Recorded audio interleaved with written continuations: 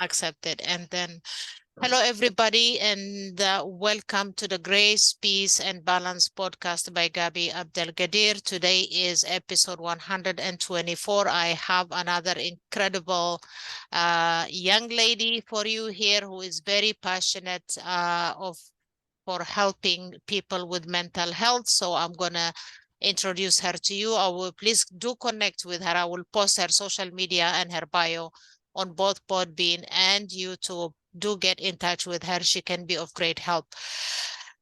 Melissa, welcome to my podcast. Thank you so much for having me. You're welcome. Okay, so tell us a little bit about yourself, what you do. How did you get into mental health? Okay, I own a company called Brain Train Centers, Okay. and we work with mental health in a bit different way than than what you hear of counseling or coaching. We do something called neurofeedback therapy, and Okay.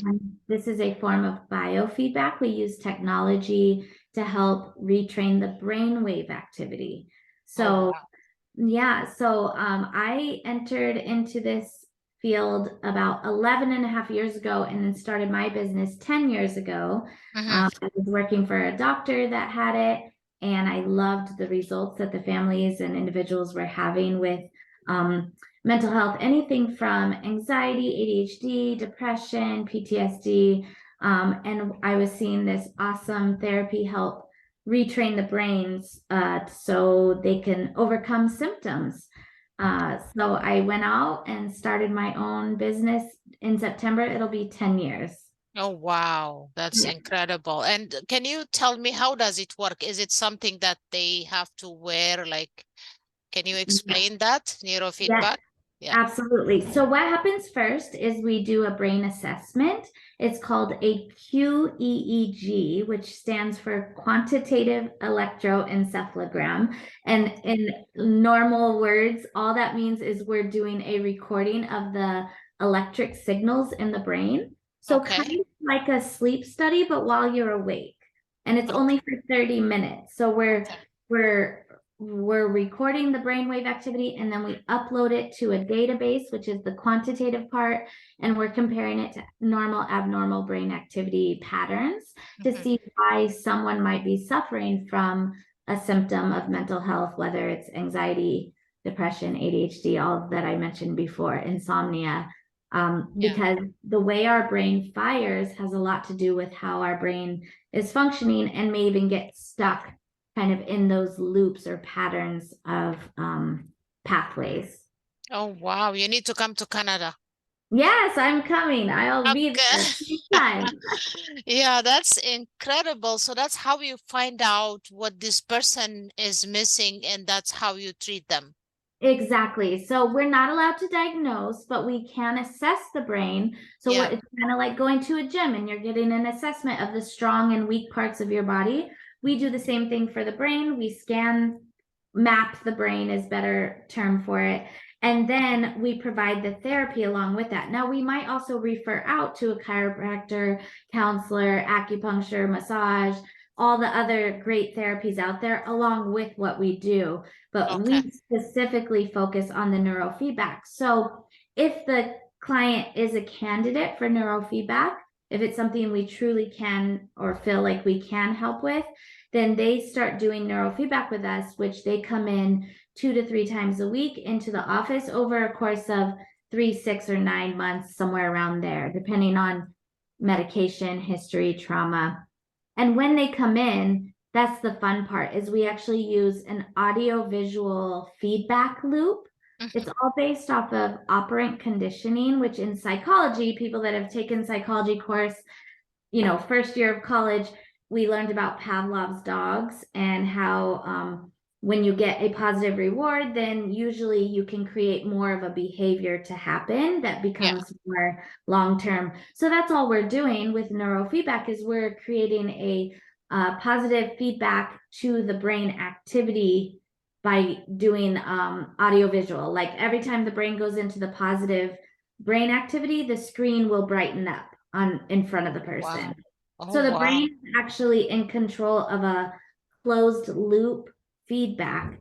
So it's getting live time feedback on how it's working. It's like, you know, a lot of people are like, oh, this is crazy. But the reality is we use feedback all day, every day. When we wear our Apple watches or Fitbit watches, and it gives us a feedback of our heart rate, that's biofeedback. That's what Yes, we it is. do.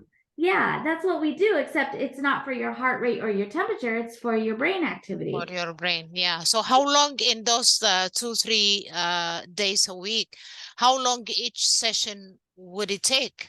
30 minutes, That's but it. the package is 30 visits minimum, depending again on trauma history, medication. Sometimes it's 40, 60, 80, again, all depending on history and how the brain assessment shows up. If Yeah. it's looking a little worse, let's say, than someone, you know, than someone that's maybe younger, that's not on any medication, they might start with just 30 visits. So 30 is our minimum, up to, you know, however many that person might need. Might need, yeah. And then what has the success rate been for you Oh, guys so far? oh, it's so wonderful. I mean, we work with this young, well, so here's the thing. I own a few offices and I've now licensed my business. So I have partners and offices across the country of the United States, Oh, all the way wow. from Hawaii, California, Texas, St. Louis, like Florida. So they're all women business owners. And the Wow. reason I'm bringing that up is because just this morning I got a text message from the partner in Dallas, Texas, Okay. opened up 2 months ago. And she wanted to know if she could work with her 2-year-old niece. And I'm like, well, I've never worked with that young. Like, usually 4 years old is the youngest, but you know, it's not going to hurt her. There's one specific protocol you could do. And they were bringing her in for verbal, like she's never spoken a word and she's two. Oh, okay. Yeah, never spoken a word. So I get a text message, first thing when I wake up this morning, I look and she says to me, we started neurofeedback about 4 weeks ago. My niece said no words all her life, only 2 years life, but still two. Yeah. She Yeah. said, Mom, Dad, nothing. This week, she counted to 10 out loud. Are you serious right I'm now? so serious. I have the goosebumps. Like, it's the most You exciting. just gave me goosebumps. I cried this morning. I was so Oh, excited. 2 So years old. she counted to 10. She's never said a word before this. And she sent me the recording of her counting. Oh my I God. know. It's so amazing because when you think about the brain, when we talk about mental health, right? We always talk about, and don't get me wrong, I think it's important to talk about it, but we always talk about mindset. And the problem is when we only talk about mindset, we're missing a whole nother part, which is the brain itself, Yeah. right? And so a lot of people aren't educated in brain structure, brain wave activity. More people know about brain structures versus like how the brain actually operates and the brain waves and the neural connections and all of that. Yeah. So the thing is, the way I always talk about it is like when your hardware is not working on a computer and you try to put brand new software on it, it's not going to run smoothly, right? Yeah. So if you're trying to put brand new software, like all these wonderful things, don't get me wrong, like journaling, gratitude, all the wonderful counseling tools that we can use, but your hardware is not working and can't process it, you're wasting a lot of time and effort to download brand new software that's not going to run properly. Yeah. Absolutely. Yeah. So we get a lot of amazing results just in not just the cognitive executive processing, like speaking words or memory and focus. Those are our cognitive part of the brain. And a lot of people only associate that with brain, when in reality, a lot of the emotions we work with have to do with the brain and how it's firing. If your brain is stuck in firing too fast all the time, you're going to be stuck in an anxiety pattern. Yes, So you do. yeah, so the results that we get are amazing. I mean, that's the youngest. Before, the youngest I worked with was about 4.5, very similar. She had encephalitis, is that it? She had like a swelling of the brain, a little bit of a swelling, but also like cognitively behind for her age. So we started working with her, amazing results, all the way up to as old as 86 years old that we've worked with. And that was for depression and insomnia and people coming off medications after 20, 30 years of being on them. And of course, we never tell anyone to come off their meds. They do this alongside with their doctor. They slowly come off their medications that they don't want to be on for the rest of their life. Yeah, absolutely. It's not good either. So I am not a great believer of antidepressants because they could help you in one area, but the side effects could be much worse. Got any medication for that matter. But my question to you would be, when you spoke about this 2-year-old girl who never spoke and then all of a sudden she counted 1 to 10, how would it work, you think, for kids who are autistic? Yes, we have worked with children with autism, and that's a big reason I went into it. One of the big reasons is one of the families I worked with at the doctor's office where I learned how to do this. They actually had a lot of more kids than even I have coming to my offices, and many of them had autism or were diagnosed with autism. And one family in particular is a big reason I started my own office. And this family, she was a nurse, and her son was diagnosed with autism. Very sensitive, like sensory processing, right? And so he didn't like to be touched, hugged.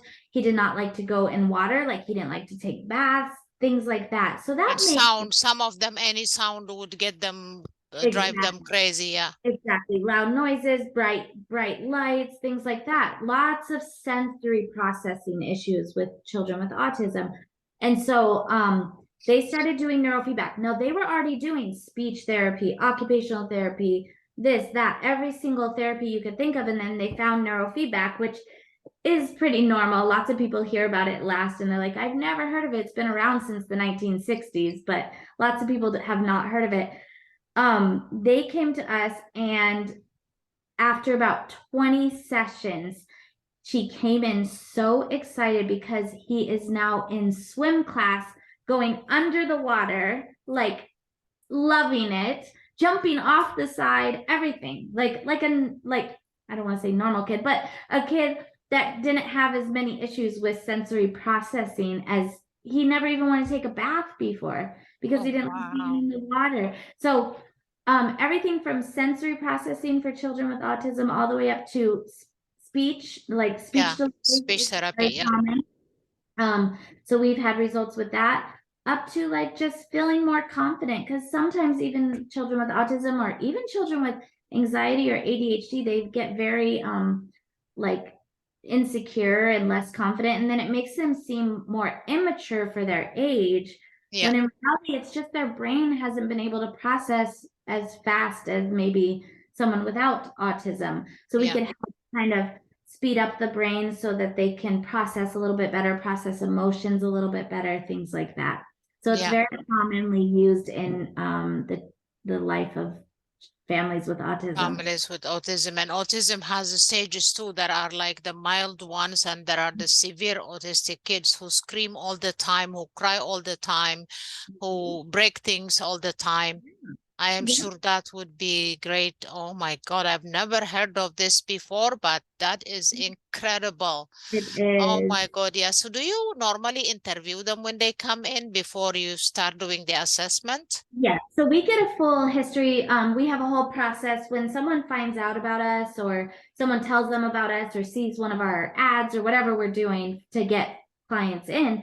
They go through a process. So our first person is Megan down in Florida. She speaks to them. She gets all their history, what's going on, what they've tried before, what they know about neurofeedback, gives a full education before they even come into the office. Because that's really important to us, is that people understand what is going to happen, what we're doing, our results, that type of thing. And we also have to be very honest with all the clients, is like, we don't know how each person's brain is going to react to it. Some people are like fast responders, some are slow. I've had maybe a handful in 10 years not have a big change, which is very low percentage of people. Absolutely. Yeah. Oh, wow. Yeah. What about those who already take medication for like anxiety, depression? Still, they can continue taking medication and do this neurofeedback. They can. And we don't require them to come off. We don't ask them to come off. In fact, we ask them to stay on their prescription as their doctor ordered. But the cool thing about neurofeedback is when you do neurofeedback, the brain does change chemically. So as the brain changes chemically, better natural function of hormones and all that in the brain start to increase. So what happens is the medication starts to be too high, and then they could go back to their prescribing doctor and ask them, if that's their goal, to come down, because what may happen is they might experience some side effects of the medication, because now the brain is working in a healthier way and the medication doesn't need to be as strong. So that's usually what happens. It's not always the goal of people, but that's naturally what usually happens if they're on medication. Oh, wow. So how do people come to you, find you? Like I know you're all over the US right now, but Yeah. how do people find out about your business, Like, your how do I neurofeedback? market? How do Yeah, I market? yeah. Well, since I've been in, so I'm down in Atlanta, well, like a little bit north of Atlanta, about 30 miles north, up in Marietta and Kennesaw. And we opened a third one up in Woodstock area, which is about 40 minutes north of the city. Mhm. So, since I've been here for about 10 years, I network and combine with a lot of local businesses. Okay, that Yeah, makes sense. so that's what I did. I got my name out there. Many people in the area know what Brain Train Centers is, but we also still do Facebook advertisements, um, Okay. lots of word of mouth. The new offices, like we have 5 new offices that opened since January.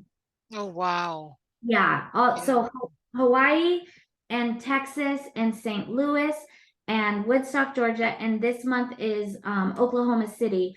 These are the 5 newest offices, and they're all getting clients in just from either word of mouth, Mouth.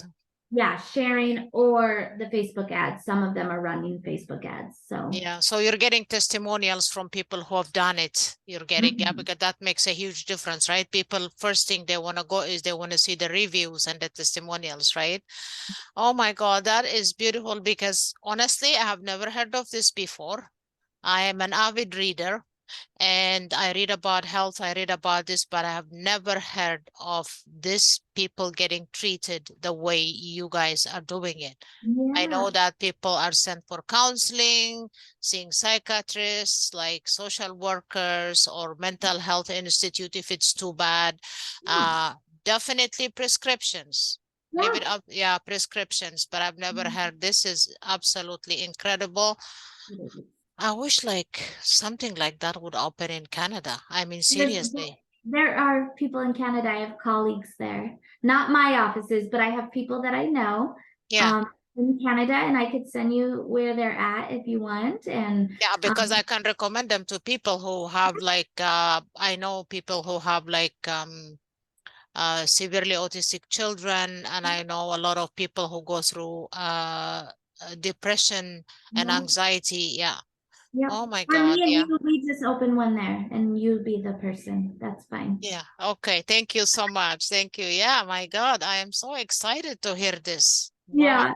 Yeah. Yeah. No, and that is true. I mean, I license my business now like a franchise, and it's all women business owners across the country. And anyone, especially women, I'm not against partnering with men, but it's just so amazing that especially moms and women that have been, raising children or been around the children, they see the need a lot more, and they're Yeah. more open sometimes. Not saying there's men that aren't, but it's just worked out that way. So that's what I'm sticking to right now, is just women business partners and opening up offices all over.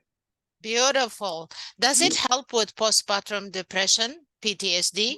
Yes, absolutely. So I actually have a nonprofit side of our business. It's for veterans and first responders, so police, fire, EMT, nurses.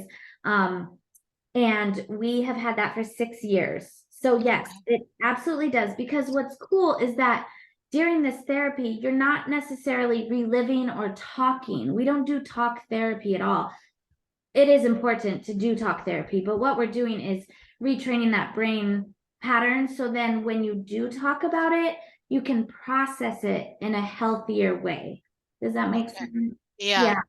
Yeah, so we definitely have worked with in our nonprofit alone, we've worked with over 150 heroes. Our nonprofit's called Healing Our Heroes. Mhm. And if they're diagnosed with PTSD or a brain injury, like a concussion from a bomb or something like that, then we will work with them cost-free. And women who have just delivered a baby, I have gone through that myself, and then they have this uncalled for, unexpected depression, and some of them become suicidal, you know. Yeah, What absolutely. about those? You help those kind of women as Absolutely. well? We Okay. do. And we even work with women while they're pregnant because it's Oh, stressful. Yeah. Oh my gosh, really? It's, I mean, I have two little girls, and when I was pregnant, there's sometimes a deep anxiety. So I ended up with two C-sections, and I can honestly say that it's something deep inside my subconscious that would not allow my body to open up, mhm. because naturally as women, our bodies are designed to do that. I have hips to open up, like like so there is something. And for both children, I did not dilate more than 4 centimeters. I had to get C-sections.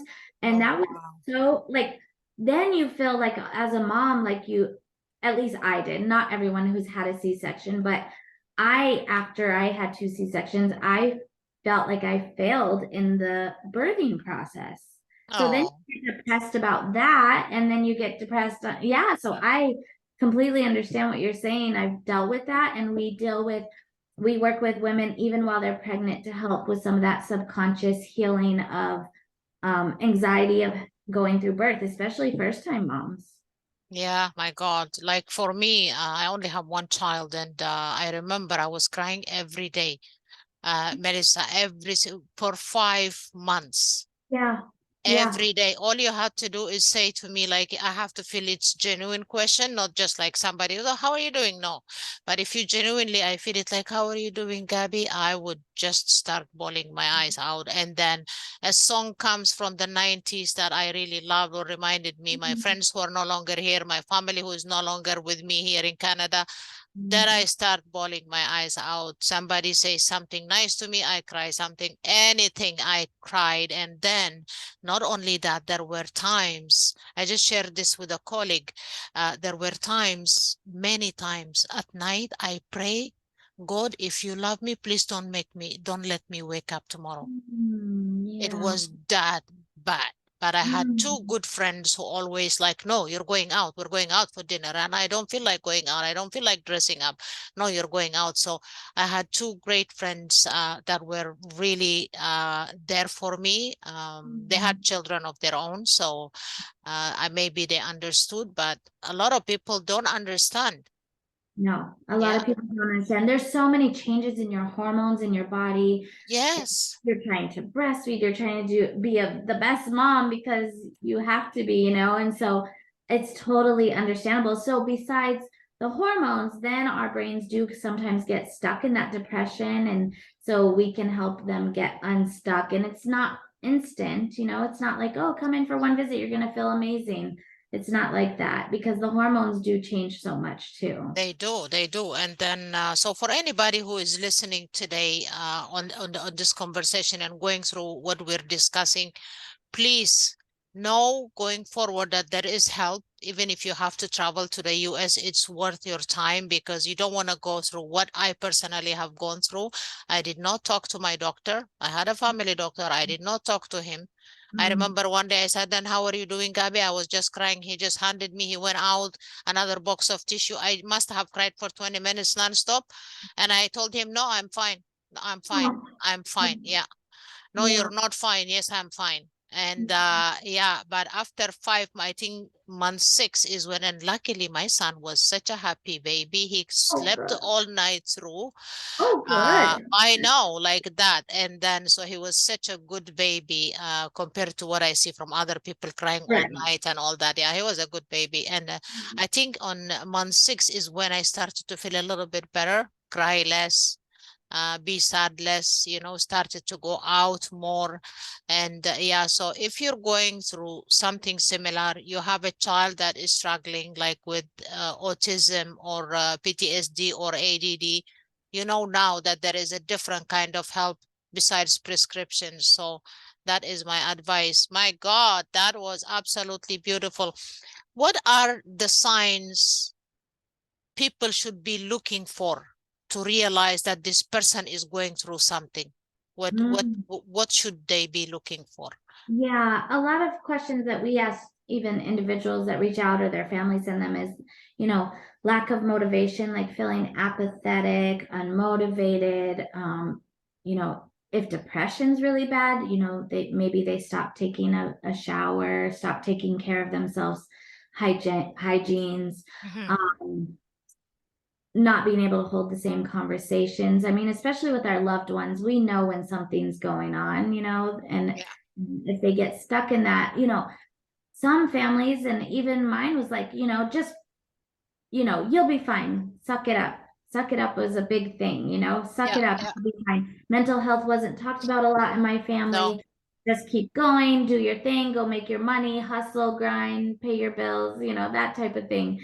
But the families that truly pay attention, and unfortunately, it's getting younger and younger for our children, is like they're dealing with more anxiety. And I will say it's most likely because of phones and the way that we interact with each other now. They're on devices all day, even at school. They are not even writing as much. They're using laptops. I mean, there's so much going on in our world that it's really overwhelming even kids' brains and causing so much more anxiety. So it's not that you just suck it up. This is our environment that we are in, that we're putting our kids in.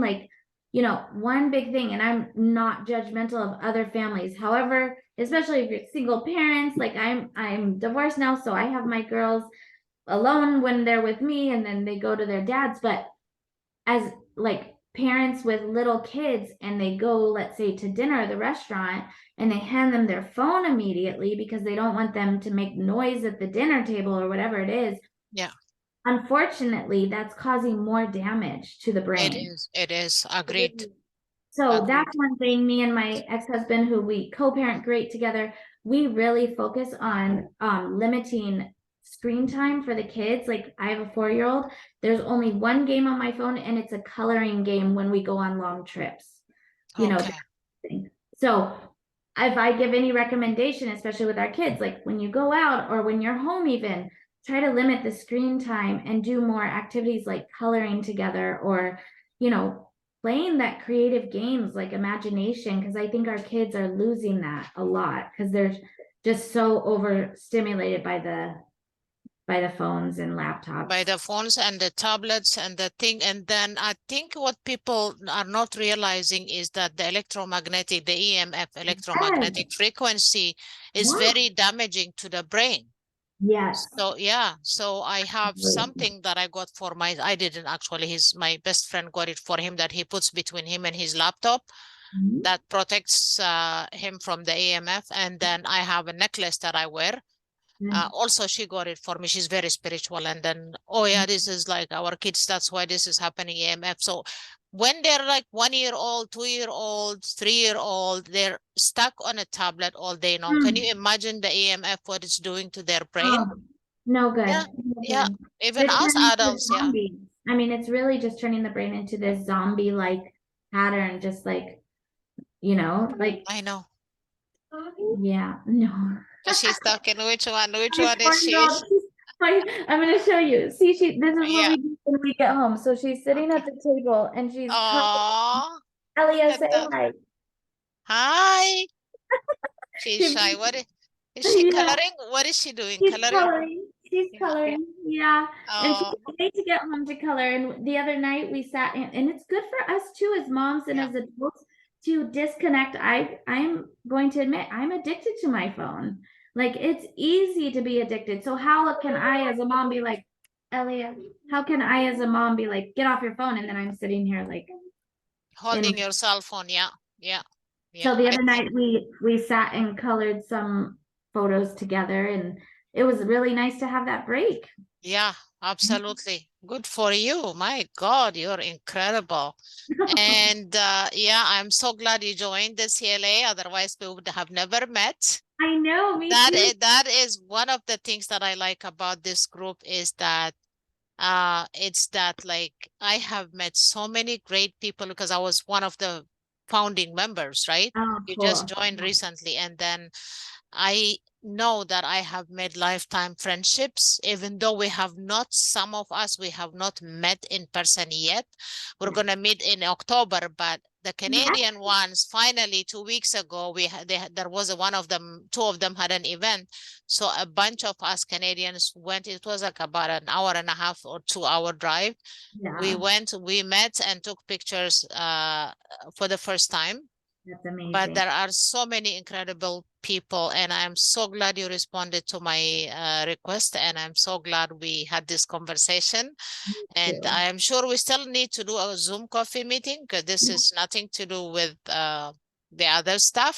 Yeah. And yeah, so what advice would you give parents first? Let's start with parents. Parents first is we have to be the better example, and it's hard. I'm talking to myself when I say this. We definitely have to be the better example, is that when we feel like everything's such an urgency, it's not.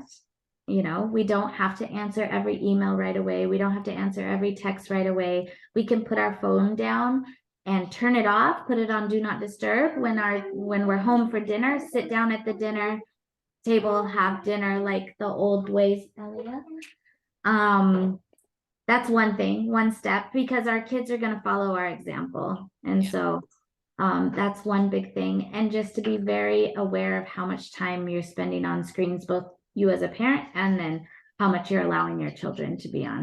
To be on, and what to watch for as they start growing up, what to watch for when it comes to mental health. Yeah, some those big things to watch for. I mean, even just the change in attitude. I don't know. I can tell, like my 12-year-old, I let her be on device a little too long. And when she is, she turns into kind of a rude person sometimes. No, but that's nothing to do. Trust me, like now, I think all of them are like that. 12, 13. Yeah. Yeah, yeah. I But I trust feel me. like Yeah. when she's not on the devices very much and we go out and we go to the park or we go roller skating or whatever, it's like a totally different person. Different person, yeah. Not just because we're active together, but I think it's that true time that you spend with your family is like, it's so life changing. You're creating memories, you're creating those pathways in the brain to Yeah, remember those like core memories and things like that. absolutely. And Yeah, how important that is. So yeah. yeah, it is beautiful. Great advice. What about schools? Let's get to schools. What is your advice when it comes to the kids, to the teachers or Oh principals? gosh. Well, okay, so here's the thing. We homeschooled my 12-year-old so far since she was 5. Oh, really? Good Mhm. for you. Now we are looking to put her in public school, and I'm a little nervous. I'm going to be honest. I'm a little nervous. I feel like schools are they are important. I'm not going to like say anything bad about them, Yeah, but I do also feel that teachers are overwhelmed. There's way too many kids in one class, and so many kids learn different ways. There's many kids that learn verbally, like they learn better by listening and not looking at a board, but like listening and processing that way. Some kids look or learn by watching or learning by visual. visual. Yeah. Some learn by doing. Mhm. And unfortunately, when there's one teacher and 30 kids, you cannot make sure that everyone's learning the way they're supposed to learn or the way that they can learn. You So they nailed it. automatically, the teachers automatically say, this kid is an issue, either a bad kid, a kid with ADHD, a kid, they're like diagnosing when they shouldn't be. I've had so many families come and say, oh, my teacher told me to go get tested for ADHD. They think my kid has ADHD. First of all, teachers aren't even supposed to do that. That's not ethical for them to do. Yeah. And second, they don't even know that it's ADHD or a learning processing disorder or a visual processing. Like there's so many other things that it could be. Don't just Yeah. label the kids. Yeah. So So true. So don't label. So yeah. that's your advice is I think they need more budget, the schools. They need more classrooms. And I think 30 kids or even 20 in one classroom is way too much if you ask me. Yeah, it is too much. Yeah. Okay. So now let's go to the workplace.